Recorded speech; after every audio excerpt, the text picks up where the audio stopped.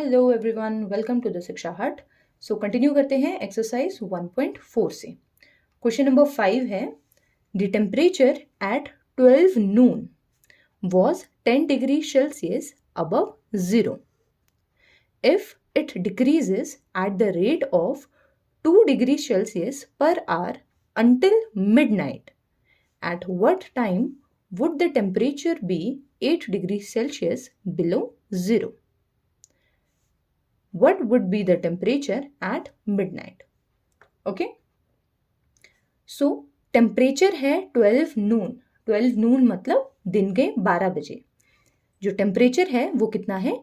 10 degree Celsius above zero, यानी 0 से 10 degree Celsius ऊपर। 0 प्लस 10 डिग्री सेल्सियस यानी कि 10 degree Celsius.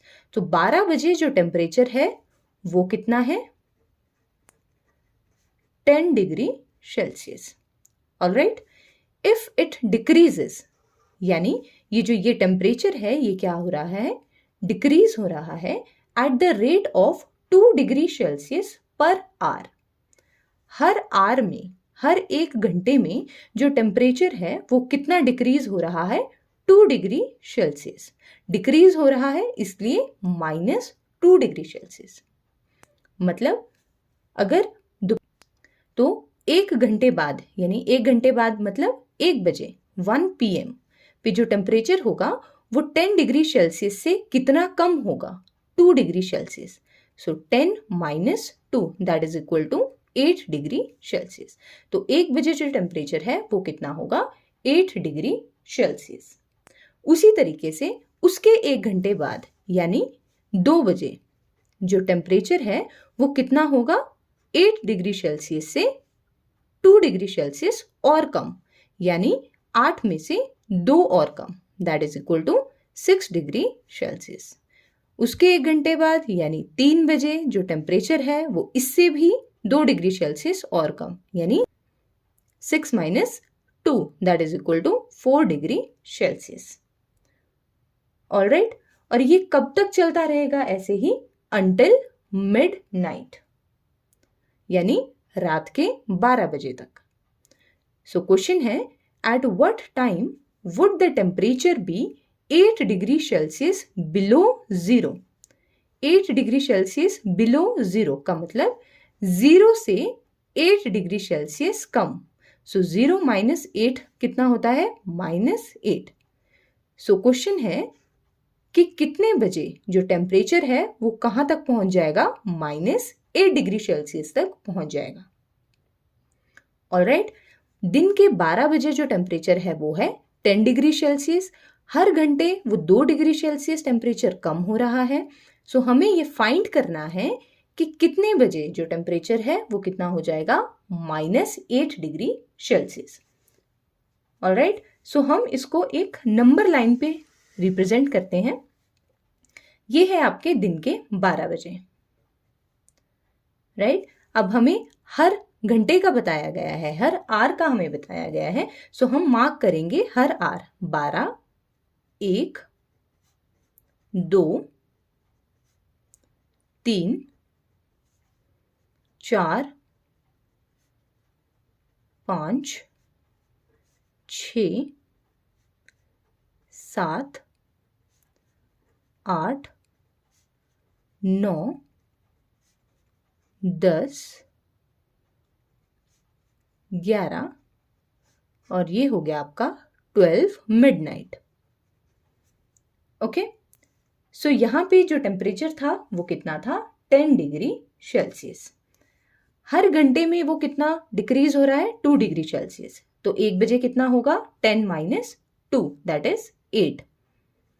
Next 8 - 2 that is 6, then 4, then 2, then 0। Okay, तो 5 बजे वो टेम्परेचर कितना हो जाएगा? 0। अब 0 में से 2 और कम, सो 0 - 2 इज -2। उसके बाद -2 में से -2 माइनस करना है, यानी -2 आपके पास टेम्परेचर पहुंच चुका है। इसमें से भी आपने कितना माइनस करना है? 2 माइनस करना है। सो माइनस माइनस क्या होता है? प्लस। So 2 + 2 is 4। साइन किसका रहेगा? 2 का, that is minus. So next is -4। उसी तरीके से -4 में से -2 जब आप करेंगे तो ये हो जाएगा -6। देन -6 में से -2 करेंगे -8। देन -8 में से -2 करेंगे -10। -10 में से -2 करेंगे -12। -12 में से -2 करेंगे -14।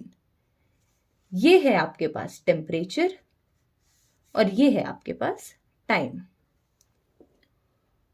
ऑलराइट, सो क्वेश्चन है at what time would the temperature be 8 degree Celsius below 0। तो मतलब 8 डिग्री सेल्सियस बिलो 0 वो किस टाइम पे होगा, यानी -8 डिग्री सेल्सियस वो किस टाइम पे होगा। सो यहां पे देखते हैं -8 डिग्री सेल्सियस वो कहां पहुंच रहा है? यहां पहुंच रहा है। सो रात के 9 बजे जो टेम्परेचर है वो कितना होगा? -8 degree Celsius. Alright, so part A का जो आंसर है वो क्या है आपके पास? At 9 PM the temperature will be 8 degree Celsius below 0। Okay, so part A का आंसर हो गया आपका ये। नेक्स्ट पार्ट है what would be the temperature at the midnight.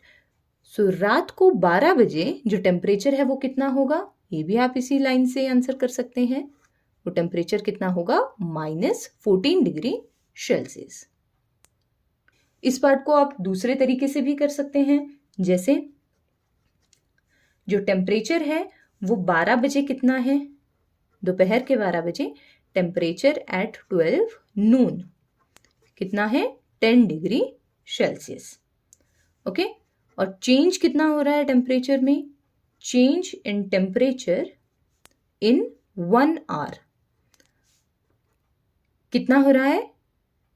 2 degree Celsius वो क्या हो रहा है? डिक्रीज हो रहा है, इसलिए हम क्या लगा देंगे? -2। ऑलराइट, अगर 1 घंटे में टेम्परेचर है -2 डिग्री सेल्सियस डिक्रीज हो रहा है, so change in temperature in 12 hours that is equal to 12 multiply by -2 that is equal to 12 2 = 24 और प्लस माइनस साइन रहेगा माइनस का। So -24 degree Celsius. ऑलराइट, और हमको कितना बताना है? रात के 12 बजे। So temperature at midnight is equal to जो आपके पास शुरू में टेम्परेचर था 10 डिग्री सेल्सियस प्लस जो आपके पास चेंज हुआ इन 12 घंटे में। कितना चेंज हुआ? -24 that is equal to 10 plus minus is -24 plus minus क्या होता है? -24 - 10 इज 14। साइन किसका रहेगा? बढ़ेगा। बड़ा कौन है? 24। तो यहां आ गया -14 डिग्री सेल्सियस। सो यहां से भी आप देख सकते हैं जो टेम्परेचर आपका मिडनाइट में आ रहा है वो कितना है? -14। और इस लाइन से भी आप देख सकते हैं कि जो आंसर है वो कितना आ रहा था? -14 degree Celsius. Okay, so question number 6 है in a class test +3 marks are given for every correct answer. Okay, so एक क्लास टेस्ट है जिसमें जो भी आपके पास क्या है? करेक्ट आंसर है, उसके लिए कितने मार्क्स दिए जा रहे हैं? +3। अगर आप एक करेक्ट आंसर करते हो तो कितने मार्क्स दिए जाएंगे? 3 मार्क्स दिए जाएंगे। अगर आप 2 करेक्ट आंसर्स करते हो तो उसके लिए कितने दिए जाएंगे? 3 + 3, right. And -2 marks are given for every incorrect answer. और हर एक इनकरेक्ट आंसर के लिए, यानी जो भी आप गलत आंसर करते हो उसके लिए आपके कितने मार्क्स डिडक्ट किए जाएंगे, कितने मार्क्स काटे जाएंगे? That is equal to 2 marks deduct किए जाएंगे, इसलिए होगा 2 marks. Okay, and no marks are for attempting any question. अगर आप कोई भी क्वेश्चन अटेम्प्ट नहीं करते हो तो आपको उसके कोई मार्क्स भी नहीं दिए जाएंगे. पार्ट 1 है राधिका स्कोर्ड 20 मार्क्स. सो राधिका के टोटल मार्क्स कितने आए? 20 मार्क्स आए, राइट. सो इसने इसमें कुछ करेक्ट आंसर्स भी किए और कुछ इसमें इसने इनकरेक्ट आंसर्स भी किए. मतलब जो भी इसका टोटल स्कोर आया है वो कैसे आया है? करेक्ट आंसर करके प्लस जो भी इनकरेक्ट करके, right. If she has got 12 correct answers, अगर उसने क्या किया है? 12 करेक्ट आंसर्स किए हैं. How many questions has she attempted incorrectly? तो हमें ये बताना है कि उसने कितने क्वेश्चंस जो हैं वो गलत किए हैं. ऑलराइट. सो राधिका का जो स्कोर है वो कितना है? 20. ओके. सो क्योंकि उसने क्या किया है? 12 करेक्ट आंसर्स किए हैं. सो हमें पहले तो ये निकालना है कि उसका क्या है? करेक्ट स्कोर कितना है. So marks obtained from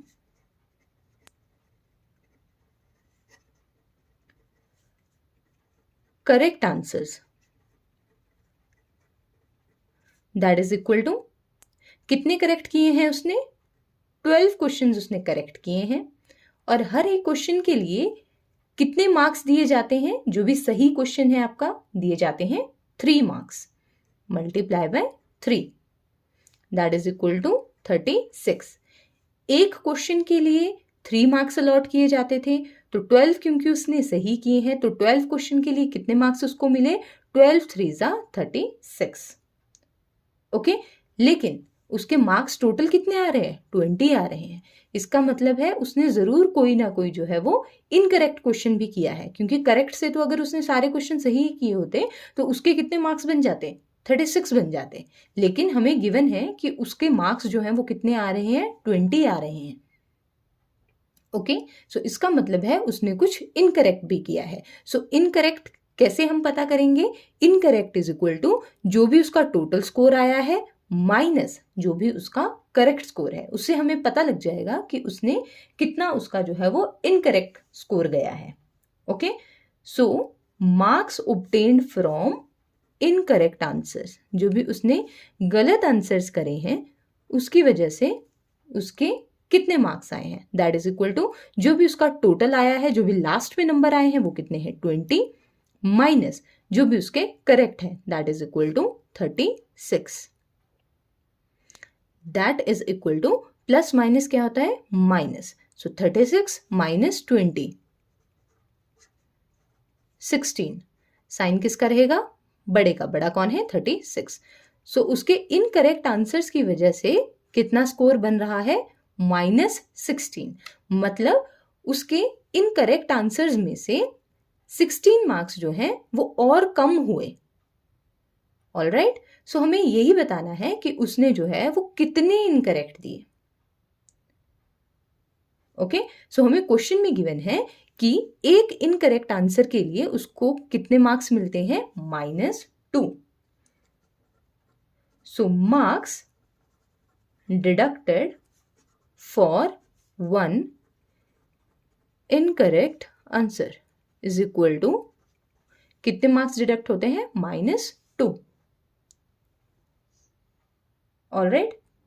so हमें क्या निकालना है कि नंबर ऑफ इनकरेक्ट क्वेश्चंस कितने हैं. सो नंबर ऑफ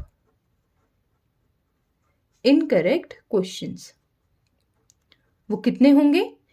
जितने आपके टोटल मार्क्स डिडक्ट हुए डिवाइडेड बाय जितने आपके मार्क्स एक इनकरेक्ट क्वेश्चन के लिए डिडक्ट होते हैं. That means -16 divided by -2. Okay. So 16 divided by 2 is 8. अब देखते हैं साइन माइनस माइनस क्या होता है? प्लस. ऑलराइट. सो कितने उसने गलत क्वेश्चंस किए? उसने कितने गलत क्वेश्चंस किए हैं? 8 गलत क्वेश्चंस किए हैं. Okay. So number of the incorrect questions are 8 questions, तभी उसका जो टोटल स्कोर है वो कितना बन रहा है, 20 बन रहा है।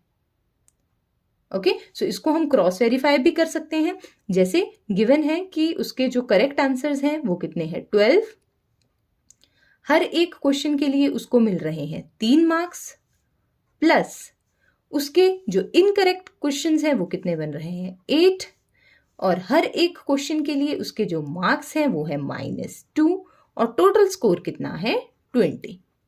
अब वेरीफाई करके देख लेते हैं क्या ये 8 आंसर हमारा सही है या नहीं। सो 12 3 आ गया 36, प्लस 8 2 16, और साइन मल्टीप्लाई करते हैं, प्लस माइनस इज माइनस।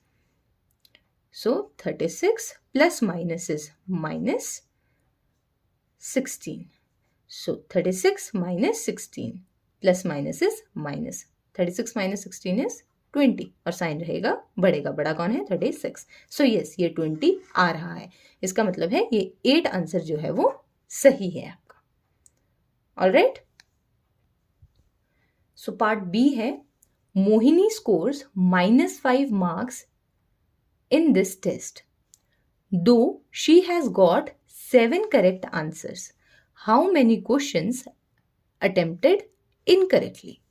सो मोहिनी के जो टोटल मार्क्स हैं वो कितने आ रहे हैं, -5। So Mohini's score is equal to -5, यानी उसके टोटल मार्क्स ही जो है वो कितने हैं, -5 आ रहे हैं। सो माइनस क्या रिप्रेजेंट कर रहा है कि उसके बहुत ज्यादा क्वेश्चंस ऐसे हैं जो क्या हो गए, गलत हो गए, इसी वजह से उसका स्कोर जो है वो क्या चला गया, नेगेटिव चला गया। Though she has got 7 correct answers, so उसके जो करेक्ट आंसर्स हैं वो कितने हैं, 7 हैं। 7 क्वेश्चंस ऐसे थे जिसका उसने क्या किया, सही आंसर किया। ऑलराइट, तो उसके मार्क्स कितने मिले, so marks from correct answers is equal to, एक करेक्ट आंसर्स के कितने मार्क्स मिल रहे थे, +3, तो 7 क्वेश्चंस के कितने मार्क्स मिलेंगे, 7 × 3, दैट इज इक्वल टू 21। सो अगर उसने सिर्फ और सिर्फ ये 7 ही करेक्ट आंसर्स किए होते तो उसका स्कोर कितना बन जाना था, 21, लेकिन उसका स्कोर कितना आ रहा है, -5। इसका मतलब है उसने बहुत ज्यादा ऐसे क्वेश्चंस हैं जो इनकरेक्ट किए हैं। ओके, सो हम पहले निकालेंगे कि marks obtained from incorrect answers, marks obtained from incorrect answers is equal to जो भी उसका टोटल मार्क्स आ रहे हैं यानी कि -5, उसमें से क्या सब्ट्रैक्ट करेंगे, जो करेक्ट आंसर्स में से उसके स्कोर आ रहा है। करेक्ट आंसर्स में से कितना स्कोर आ रहा है, 21, that is equal to -5 - 21, minus minus is plus, so 21 + 5 is 26, sign रहेगा बड़े का, बड़ा कौन है, 21, यानी माइनस। सो उसके इनकरेक्ट आंसर्स में से कितना स्कोर आ रहा है, -26। सो हमें ये निकालना है कि उसने कितने क्वेश्चंस जो है वो इनकरेक्ट अटेम्प्ट किए हैं। So number of incorrect answers that is equal to जितने उसके मार्क्स आ रहे हैं, मार्क्स कितने आ रहे हैं, -26, डिवाइडेड बाय एक इनकरेक्ट आंसर के लिए कितने मिल रहे थे, -2। Alright, that is equal to 26 divided by 2, 26 divided by 2 that is equal to 13। अब देखते हैं साइन माइनस माइनस क्या होता है, plus, so that is equal to 13। So 13 उसके कितने आंसर्स हैं, इनकरेक्ट आंसर्स हैं। अब इसको चेक कर लेते हैं। हमें पता है कि जो टोटल स्कोर है वो कितना होता है, करेक्ट जो उसका स्कोर है प्लस जो इनकरेक्ट स्कोर है। ऑलराइट, सो टोटल स्कोर कितना है, -5, that is equal to correct score कितना आ रहा है, जितने उसने करेक्ट आंसर्स किए हैं 7 मल्टीप्लाई बाय एक सही आंसर के लिए कितने मार्क्स मिल रहे थे, 3 प्लस कितने उसने गलत आंसर्स किए हैं 13, और हर एक गलत आंसर के लिए कितना मिल रहा था? -2। देखते हैं ये साइड -5 आती है कि नहीं। 7 3 ज़ा 21 प्लस 13 2 ज़ा 26। साइन देखते हैं, plus minus is minus, that is equal to 21 plus minus is minus 26 plus minus is minus 26 minus 21 is 5 और साइन रहेगा बड़े का, बड़ा कौन है? माइनस। तो हाँ, ये क्या है? -5 आ रहा है।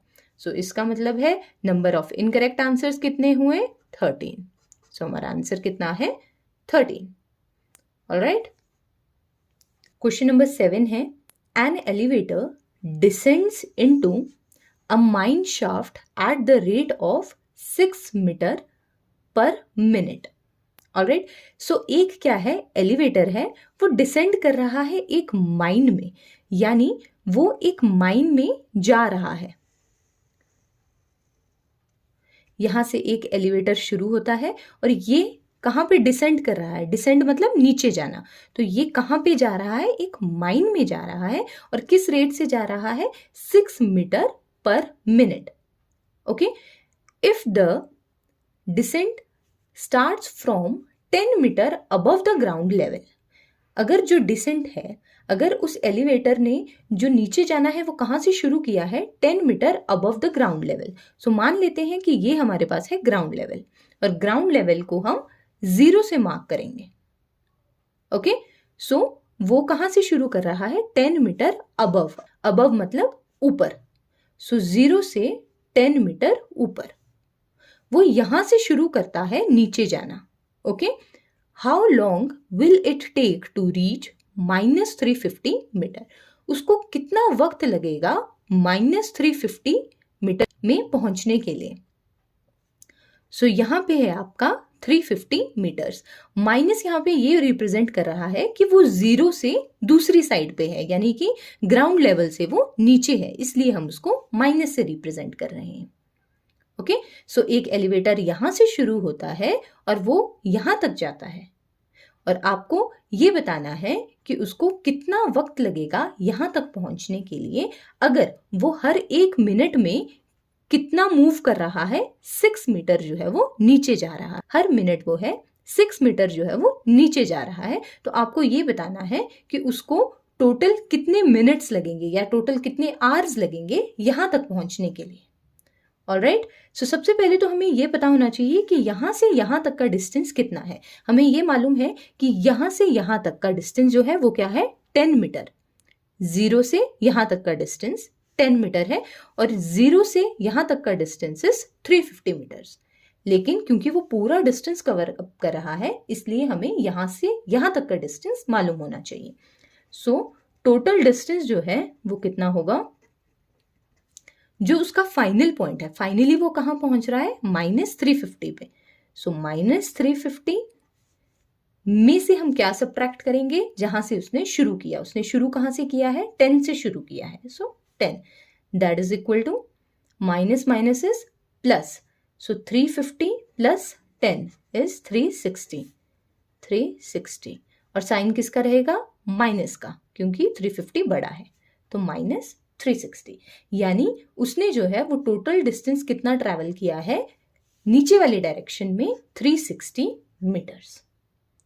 ऑलराइट, सो अब हमें टाइम निकालना है। So time taken to descend कितना मीटर? 6 मीटर वो कितने मिनट में जाता है? 1 मिनट में। 6 metre is equal to 1 minute. तो 1 मिनट में वो कितना जाएगा? 6 metres. So time taken to descend 1 metre. 1 metre वो कितने टाइम में चलेगा? 1 डिवाइडेड बाय 6। यूनिट क्या है आगे? Minute. Alright, so time taken to descend हमको कितना चलना है? 360 metres. 360 metres is equal to 1 divided by 6, 1 divided by 6 into 360 minute. Alright, वो 6 मीटर जो है वो चलता है 1 मिनट में, तो 1 मीटर कितने में चलेगा? 1 डिवाइडेड बाय 6 में। ऑलराइट, और हमको कितने का निकालना है?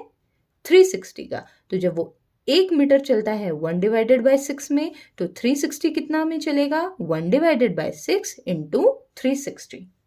Alright, so that is equal to, यहां से आ गया आपके पास 60 मिनट्स। मतलब उसको यहां से यहां तक पहुंचने के लिए कितने मिनट्स लग जाएंगे? 60 मिनट्स। अगर आपको उसको आर में कन्वर्ट करना है तो एक आर में कितने मिनट्स होते हैं? 60 होते हैं। तो 60 divided by 60 R, that is equal to 1 are. Alright, so उसको इस पॉइंट से इस पॉइंट तक चलने के लिए कितना टाइम लगेगा? 1 are. Alright, so I hope आपको ये क्वेश्चन समझ आए होंगे। नेक्स्ट क्वेश्चंस के लिए मिलते हैं नेक्स्ट वीडियो में। So thank you so much, bye bye.